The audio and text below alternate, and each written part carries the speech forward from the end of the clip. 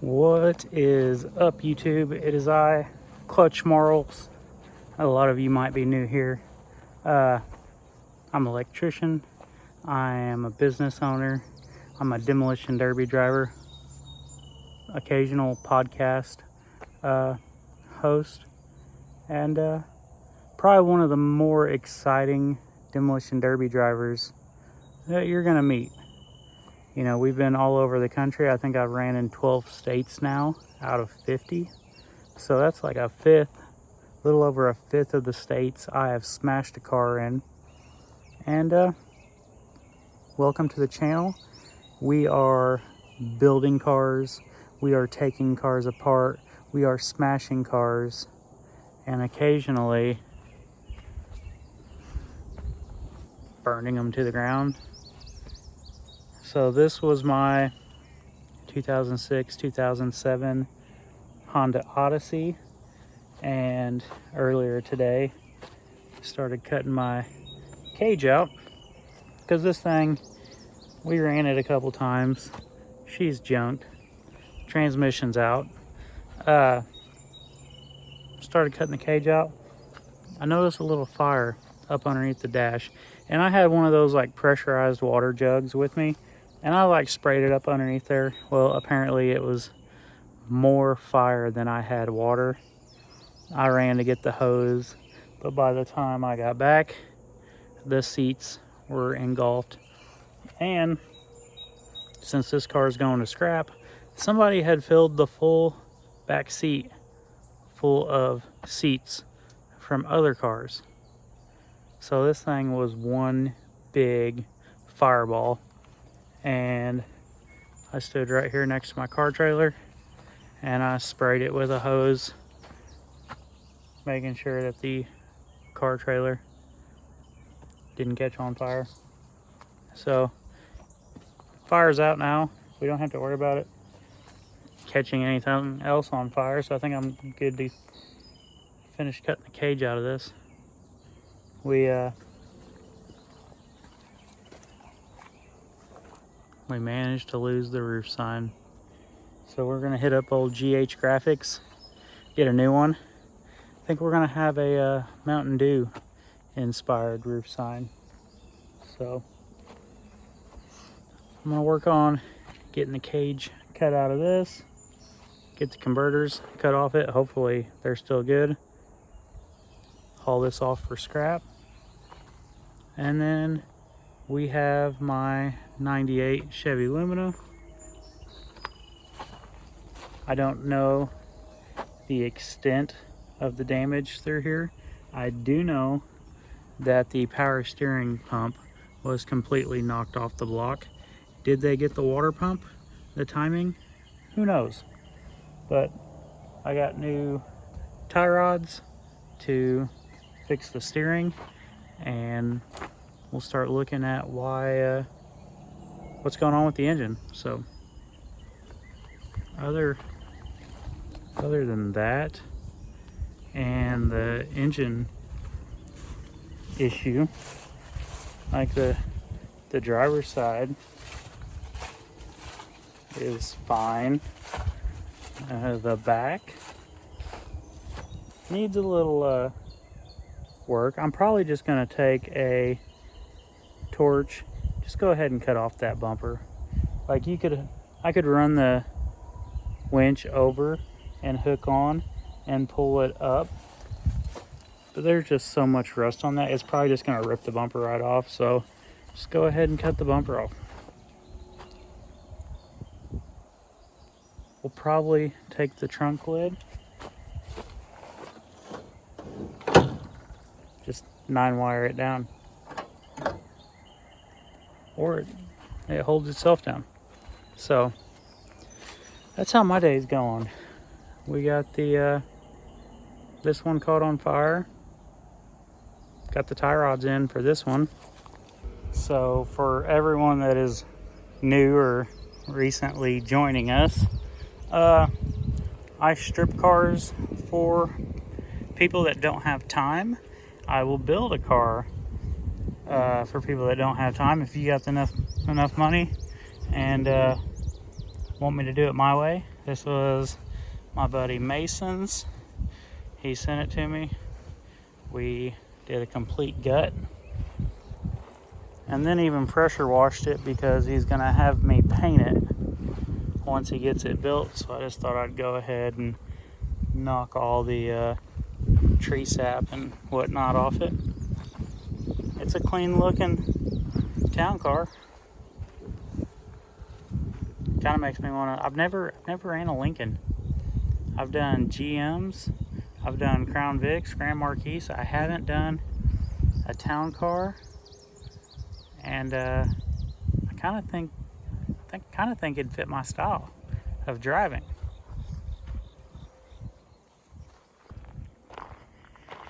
Here is the next one I'm building. It is a Ford Taurus, I believe, and we're taking it to a Union Demolition Derby. I'm a member of the IBEW. That's the International Brotherhood of Electrical Workers, and decided to slap some paint on here the other day just to see how it would look. It's going to be an MWFA car, so that means headlights are coming out, bumper covers off, all the glass comes out. I don't even think I'm putting a back seat bar in this one. 9-wire the door shut if you want, and this one's ready to go. Like, that's all it takes to build an MWFA car. Move the battery. You got to move the battery and take out the airbags. But other than that,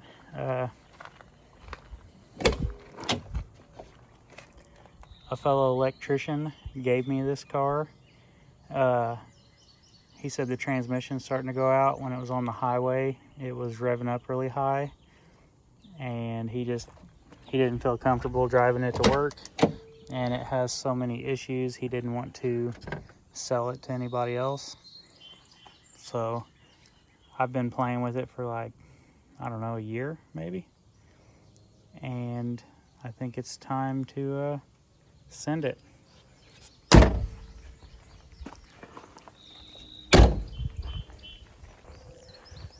So at one time I had cars lined up from the town car all the way down through here, back over there, and throughout the years I'm running more and more shows. I'm buying less cars.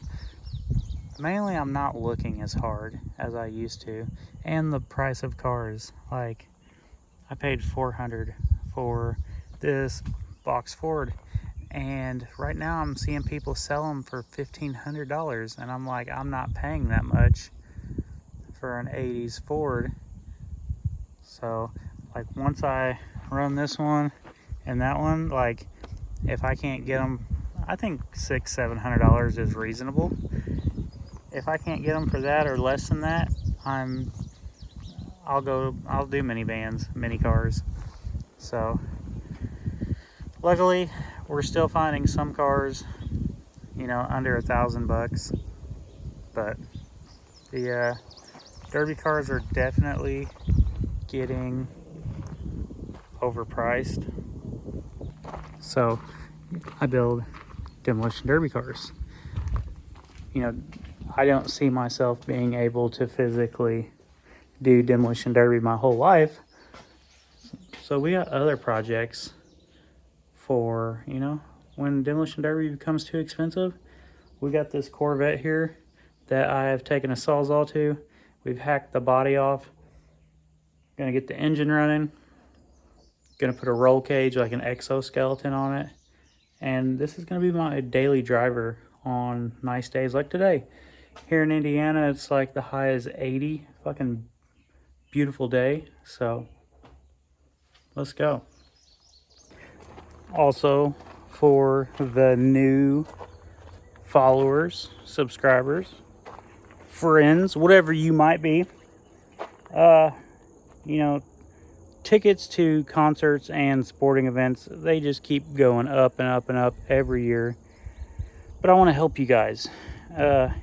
for first time customers, if you guys go look at SeatGeek and check them out, you know, see where you want to go, see what you want to see. They got concerts, sporting events, football season has begun. And when you go to check out, if you use promo code Marles, you're going to get $20 off your first purchase. And you take that $20 you just saved, come over to my website, clutchmarlesmotorsports.com, and, you know, buy a t-shirt or something. I don't know, do whatever you want. So I'm going to get back to working on cars. We have the 98 Lumina that I just ran at my hometown. We lost a tie rod, and then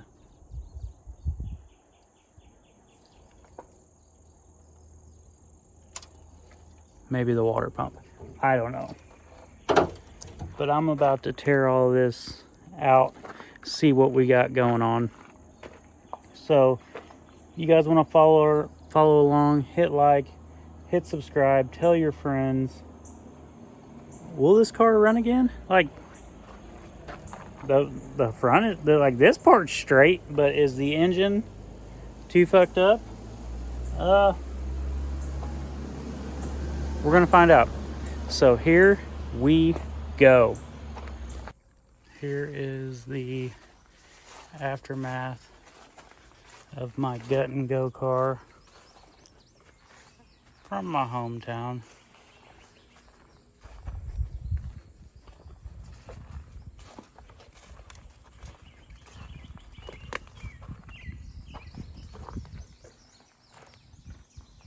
At least the frame's still straight, know what I'm saying?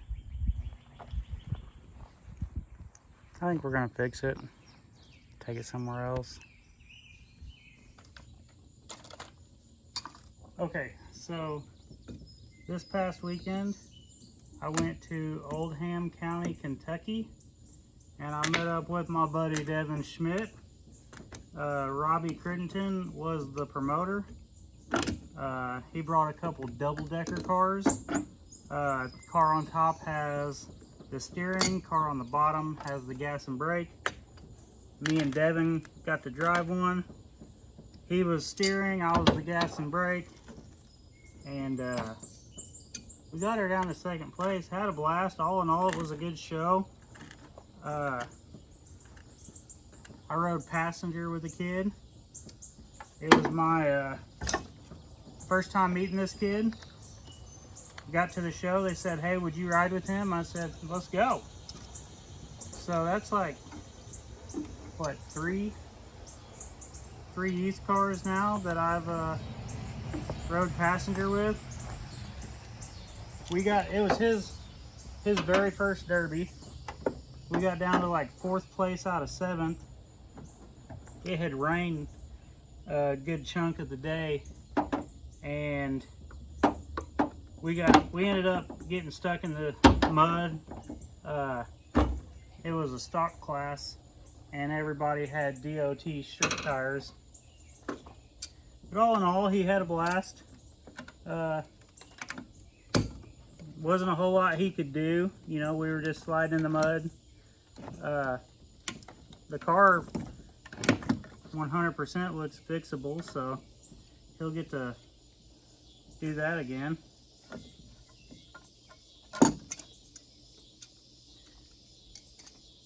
So yeah, that was the extent of my weekend. I got off work Friday. I drove 3 hours to get to Kentucky. I went live on TikTok for half the show. I rode passenger with a kid. Did the stacker cars. The show got over at about midnight, and I turned around and drove home. So it sucks, but you know, that's the life.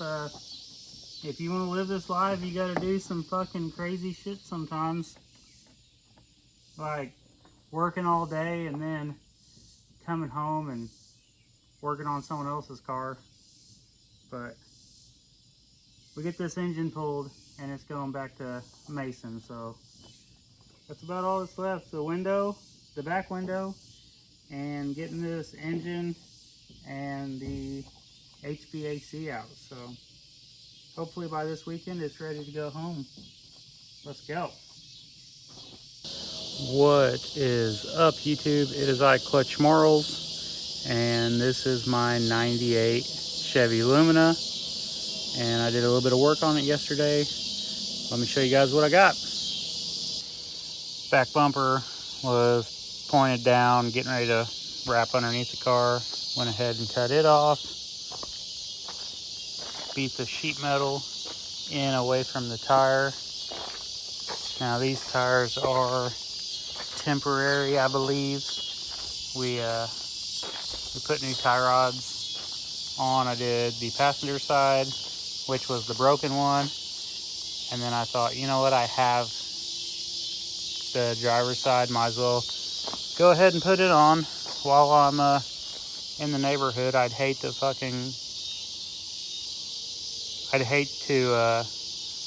go out there and within the first minute break the driver's side like the passenger did, because it was the stock one. Hooked the winch from the trailer up right here yesterday, pulled all this out away from the engine. See if I can show you guys this. Like, there's a crack, it goes all the way up in the timing cover / water pump there. The water pump no longer spins, so she's locked up. So I'm in the process of changing out this whole piece. How hard is it going to be to do in the car? Not 100% sure, but we're going to give it a go and see what we can do. So that's where I come over here. This is the stock engine that was in that car. The engine was not running good. Like, I tried to start it. This engine, when it was in the car, it could have been bad coils. I wasn't going to chance it, so I swapped the engines. Well, now we're going to take this whole piece and put it on that engine. Thought I had a puller, and it ended up being a steering wheel remover, and it didn't work on that. So I have to go tomorrow and get the puller and hopefully pull that pulley off. Man, say that 10 times fast. Using the pulley puller to pull the pulley off. And then I believe it's just all these bolts, and that whole unit should come right off. The challenging part is going to be trying to do it in the car, trying to get the puller down there to the crank. We might be able to I'd say we can sneak it in right there, but it is very nice that I have an engine that is not in the car, that I can see where all the bolts are and remove it and go from there. So today I worked a 13-hour shift, come home, I took the alternator and the tensioner pulley off of the donor engine. I don't have the puller, so I'm kind of in a spot where I can't do anything, so I think I'm going to call it a night. So we'll try this again tomorrow. Hopefully I don't have to work overtime. So let's go. Here we are, day 1 or day 2, depending on how you look at it. We got the puller. So pretty much once you take the bolt out of the harmonic balancer, which this is technically a pulley puller. They also make something called a harmonic balancer puller, and it's in like a weird like T shape with holes in it. Anyway, both of them have a long bolt that pushes into the crankshaft. This one has hooks here that pull it off, and the harmonic balancer pulley remover bolts to these 3 bolts that are on the pulley. So I'm going to get this pulled off here and then just start taking out all these, and I believe that's going to do it. Stay tuned.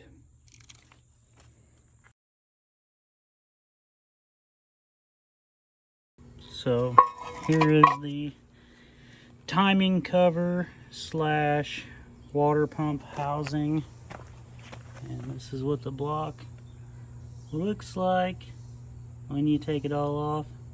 So now I just have to go do this again, but this time in the car. There we have the old one off.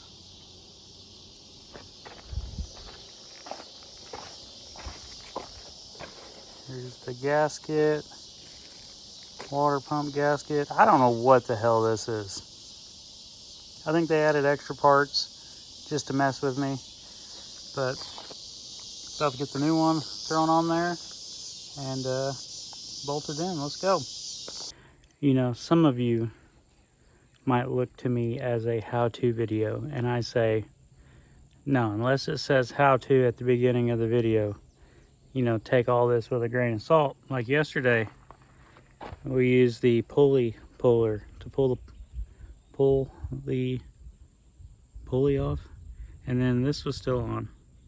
So I put the pulley puller on this, pulled this off, thinking that, hey, we'll just slip them back together and put it on the car.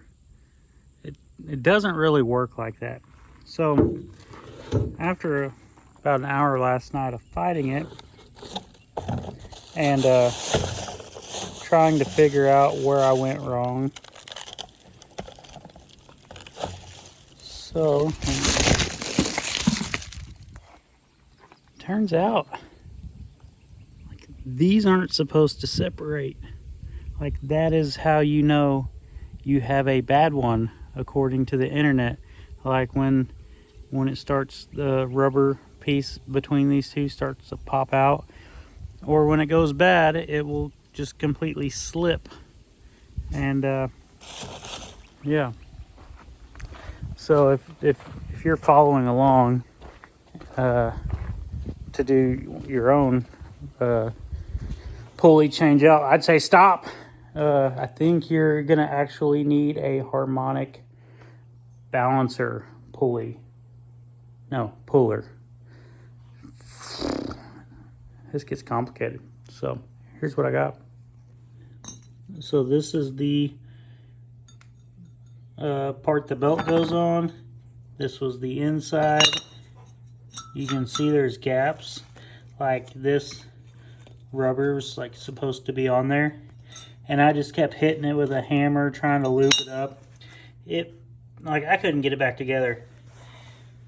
So I looked it up. I did some research, and then I was like, oh no, that's it's not supposed to be like that. So I spent like 90 bucks today and got a new pulley. Let's put it on the car and see what happens. You know, I believe there's a pretty high chance that I am the first person to rebuild an engine for an MWFA car. Now, last night, started to fill the radiator up. The power steering, the water pump that came out of the donor engine, it just started pouring out water from the weep hole. It's not supposed to do that, so that's one way to tell if your water pump is bad, which could be, you know, why that other engine was bad. Gonna change out the water pump, put a belt on here, and hopefully test fire this thing tonight. Good morning, YouTube. It is Derby Day. I have to put my belt on, put some 9-wire or something around the radiator just to like hold it in place. 9-wire the trunk down, and figure out why I don't have brakes. Reservoir is completely empty. So apparently one of the lines has a cut in it. So what I'll probably end up doing is coming here to the master cylinder. I believe this one is the front driver's side. So what I've done in the past is cut right here, right there, and then you unscrew all these, and then I weld the end of them, and then screw them back in, and then fluid will only go to this front driver's side. But first, let's get the belt on and see if this thing even runs. All right, little update. So I destroyed 2 belts this morning, ran into town, bought the last 2 they had, put it on, and it's running with the hood down, and I see smoke coming out from over here. And I tell myself, hey, I need to cut a hole in the hood because that alternator is probably going to catch on fire. And then I thought, why the hell is the alternator going to catch on fire? So I got out and looked, and this wasn't spinning. The alternator was locked up. Wonder why. So anyway, I changed out the alternators, put the belt on. It seems to be working now. I still don't have any brakes. The emergency brake works, so I think we're going to foot brake it all night. I think I'm going to take the hood off because I currently do not have a radiator fan. So taking that off will help cool it a little bit faster. Other than that, 9-wire the trunk. She's about track ready.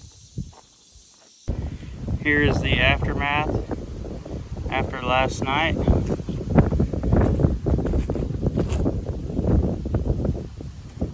I got down like halfway through the field. I think there was like 8 or 9 of us. I was doing decent, and then I seen a Crown Vic up against a wall with its nose out. I full tracked him, then a minivan full tracked me. I didn't see exactly what happened. When the minivan hit me, he was out. The Crown Vic I hit was out. So, and my passenger side was up off the ground. So I was still running. I just couldn't get any traction to push him out of the way. So at the end of the night, I drove off the track. The car is still looking good.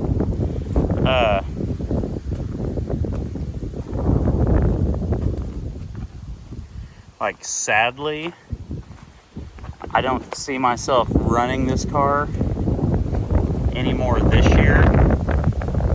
Feels like there's a storm about to roll in. I've noticed I do have a slight drip from where down at the bottom where I did my timing cover. I have a lot of water in my oil, so I probably got a blown head gasket. So I believe over the winter I'm gonna pull this engine out, I'll rebuild it, I'll walk you guys through how I do that.